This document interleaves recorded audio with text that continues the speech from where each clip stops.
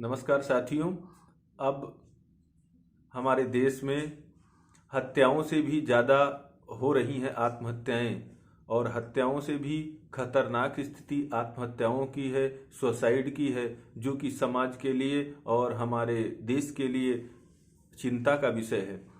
और अगर आप सबके विचार में, आप सबके परिवार में कोई ऐसा व्यक्ति है या किसी के दिमाग में इस प्रकार की अगर भावनाएं कभी आई हैं या आने वाली हैं, सुसाइड से संबंधित, तनाव से संबंधित, टेंशन से संबंधित, तो आप इस वीडियो को जरूर देखिए और आगे लोगों को भी फॉरवर्ड करिए, जिससे हम किसी की जान बचा सकते हैं। यह आप सबके लिए है।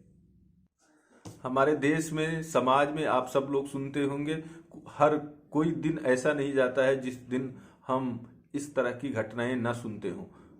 और इसके आत्महत्या के, सुसाइड के कई कारण हैं। किसी न किसी कारणवश, चाहे वह बीमारी है, चाहे वह गृह क्लेश हैं, पारिवारिक समस्याएं हैं, पति पत्नी के संबंध हैं, शिक्षा है, रोजगार है, कर्ज है, खेती किसानी या अन्य अनेकों ऐसी समस्याएं हैं जिसके कारण हर दिन ऐसी खबरें आती हैं कि कोई न कोई व्यक्ति अपने सुसाइड कर लेता है। यह बहुत ही चिंता का विषय है और विश्व स्वास्थ्य संगठन के जो आंकड़े हैं उसका मानना है कि पूरे विश्व में 8 से 10 लाख लोग प्रतिवर्ष आत्महत्याएं करते हैं। और अगर हम भारत की बात करते हैं तो भारत भी उससे अछूता नहीं है। 2021 के आंकड़ों के मुताबिक भारत में 1,64,033 लोगों ने आत्महत्याएं की 2021 के अंदर। ये नेशनल क्राइम रिकॉर्ड ब्यूरो की ये रिपोर्ट है। और अगर हम 2022 की बात करते हैं तो 2022 में यह आंकड़ा और भी ज़्यादा है। 2,85,000 लोगों ने इस प्रकार के सुसाइड किए हैं, जो कि बहुत ही चिंता का विषय है। और इसमें अन्य देशों की तरह हमारे देश में भी महिलाओं की अपेक्षा पुरुषों का परसेंटेज ज़्यादा है। 2021 में 73 जो आंकड़े थे उसमें 73% पुरुषों ने आत्महत्याएं की थी। अगर हम इसके आंकड़ों की बात करते हैं तो सबसे ज़्यादा आंकड़े आज की डेट में पारिवारिक कलह और क्लेश के कारण हो रही हैं। इसलिए जो 2022 की रिपोर्ट है उसके अनुसार से 42% आत्महत्याएं पारिवारिक कलह और क्लेश से हो रही हैं, चाहे वह किसी भी सदस्य से हो। 18% बीमारी से, 6.8% नशे से, 1.9% बेरोजगारी से, 4.1% कर्ज से, 1.2% कैरियर नौकरी से, और 1% लोगों ने गरीबी से, और 4.8% और 4.5% लोगों ने शादी और लव अफेयर के चक्कर में ऐसा कार्य किया है। तो किसी भी कारण से अगर सुसाइड होती है तो वह चिंता का विषय है। और ये समस्याएं न केवल सुसाइड तक, ये तो वो आंकड़े हैं जिन लोगों ने सुसाइड कर लिया, लेकिन उसके अलावा पारिवारिक कलह और भी जो समस्याएं हैं उससे और कई तरह की गंभीर बीमारियां हो जाती हैं।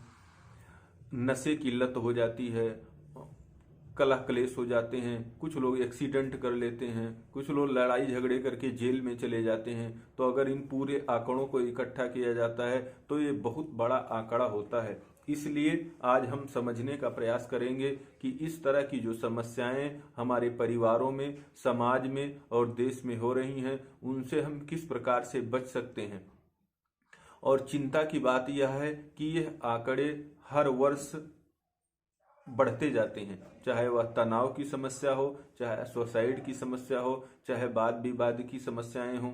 ये समस्याएं लगातार, इसके आंकड़े बढ़ते जा रहे हैं, जो हम सब के लिए एक चिंता का विषय है। तो इस आंकड़ों में हम कमी कैसे ला सकते हैं और इसके विषय में हम व्यक्तिगत तौर पर, सामाजिक तौर पर, पारिवारिक तौर पर और राष्ट्रीय स्तर पर क्या क्या चीजें अपना सकते हैं, कर सकते हैं, तो उसके विषय में हम चर्चा कर रहे हैं। भारत जैसे सामाजिक और धार्मिक देश में और इस प्रकार की सुदृढ़ पारिवारिक व्यवस्था वाले देश में इस तरह की घटनाएं बहुत ही चिंता का विषय हैं। तो इसमें सबसे पहले जो बचाव के तरीके हैं आप सब ने जानते होंगे। एक बोर्ड है, आप इसको पढ़ सकते हैं, जिसमें सभी धर्मों ने इस प्रकार की घटनाओं का बहिष्कार किया है। सभी धर्मों के अनुसार भी, चाहे हिंदू, मुस्लिम, बौद्ध, जैन, पारसी, सिख, ईसाई, जितने भी धर्म हैं उन धर्म ग्रंथों को हमने पढ़ा है सभी को। और उन सभी धर्म ग्रंथों में और सभी महापुरुषों ने आत्महत्या जैसी घृणित घटना को महापाप कहा है। किसी को भी इस तरह की घटना करने की इजाजत नहीं दी गई है।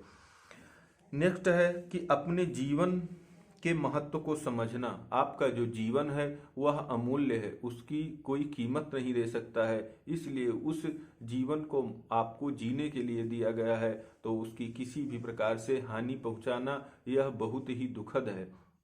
और महत्व, एक आपको छोटी सी कहानी सुनाते हैं कि एक सियार था, तो वो एक दिन किसी नदी में डूब रहा है। तो डूबते हुए वह आवाज लगाता है कि दुनिया डूब रही है, दुनिया डूब रही है। तो सब लोग बोलते हैं दुनिया डूब रही है या तुम डूब रहे हो? तो बोला दुनिया डूब रही है, आप हमको निकालिए तब मैं बताता हूँ। फिर जब उसको निकाला गया तो उसे पूछा गया आप बताइए, तो वो बोलता है कि हमारे लिए तो ये दुनिया ही डूब रही थी, तो अगर आप नहीं हैं तो आपके लिए यह संसार ही डूब रहा है। तो आपको न तो खुद को डुबोना है, न इस संसार को डुबोना है, और अपने समस्याओं का अन्य तरीके से समाधान करना है, लेकिन किसी भी तरीके से आपको इस प्रकार की घटनाएं नहीं करनी है। आप देखा होगा, आपने भगवान राम जिस संस्कृति में है, आप भगवान राम से जिनका राज्याभिषेक होने वाला है और वो जंगल चले जाते हैं, फिर वहां उनकी पत्नी का हरण हो जाता है। ऐसी विषम परिस्थितियों में भी उन्होंने कभी इस प्रकार की चीजें नहीं सोची। भगवान श्री कृष्ण जो जेल में ही जिसको मारने के लिए, पैदा होने से पहले ही जिनको मारने के लिए प्लानिंग कर दी गई, बचपन से और पूरी जिंदगी जो युद्ध लड़ते रहे, लेकिन कभी हंसी खुशी से रहे, उन्होंने कभी भी इस तरह की सोच नहीं की। आप देखा होगा आपने ध्रुव जी के चरित्र, ध्रुव और प्रहलाद की 5-5 वर्ष की अवस्था में उन्होंने कितने संघर्ष झेले। ध्रुव जी 5 वर्ष की अवस्था में जाकर तपस्या करते हैं और वहां भगवान को प्राप्त करके वापस आते हैं। तो ऐसा नहीं है कि कलह, कलेश, संकट पहले नहीं थे। आप महाभारत देख लें, रामायण देख लें या अन्य जो भी चरित्र देख लें, तो पहले भी गृह क्लेश होते थे, समस्याएं होती थी, लेकिन लोगों ने डटकर उसका मुकाबला किया और कभी भी इस प्रकार के घृणित कार्य नहीं किए हैं। तो आपको भी समस्याओं को डटकर मुकाबला करना चाहिए।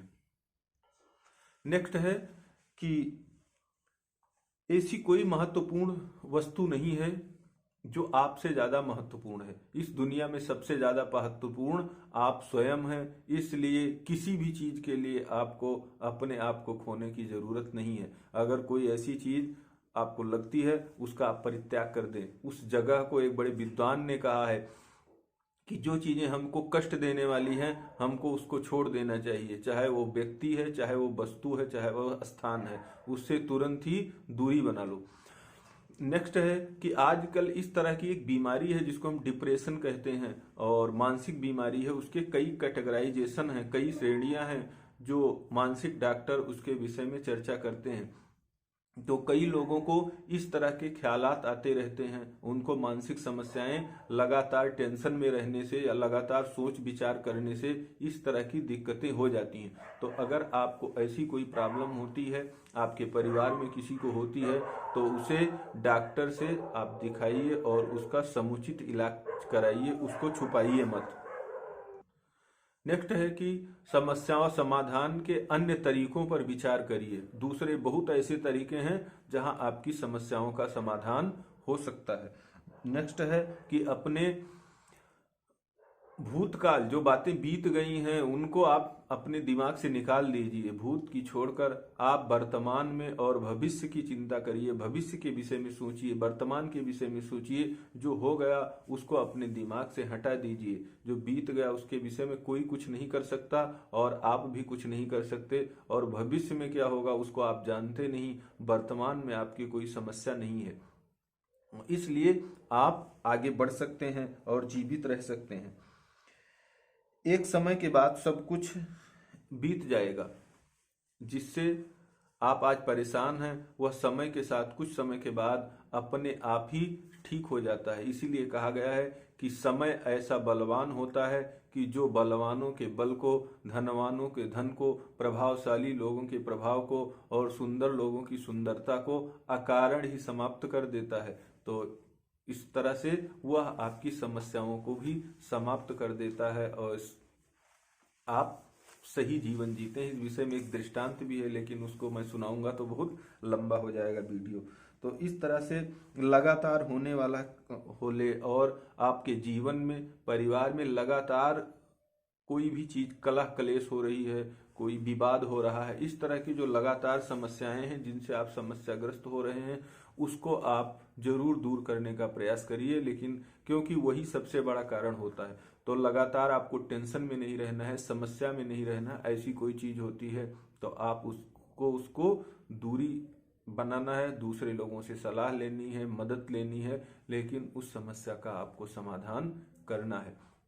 तो ये मोटे मोटे गुणसूत्र हैं। और टेंशन के लिए आप योगा कर सकते हैं, मेडिटेशन कर सकते हैं, सत्संग में जा सकते हैं, आप दूसरे लोगों से बात कर सकते हैं, धार्मिक ग्रंथों को पढ़ सकते हैं, भागवत सुन कर सकते हैं, पेड़ पौधों से प्रेम कर सकते हैं और अपना पशु पक्षियों से प्रेम करके उनके साथ आप रह सकते हैं अगर आपको। और अकेलेपन के कारण अगर परेशान हैं तो आप ऐसे बहुत संस्थाएं हैं, बहुत लोग हैं, बहुत सत्संग प्रवचन है हमारे यहाँ, उनको सुनकर उनके साथ रहकर आप इस तरह की समस्याओं से निजात पा सकते हैं, जिससे आपको मानसिक समस्याएं ना हो, पारिवारिक समस्याएं ना हो और इस तरह की नौबत आपके समाज में, आपके परिवारों में और देश में ना आए। इसके लिए आप सबको प्रयास करना है, जागरूक रहना है। जय श्री राम। धन्यवाद।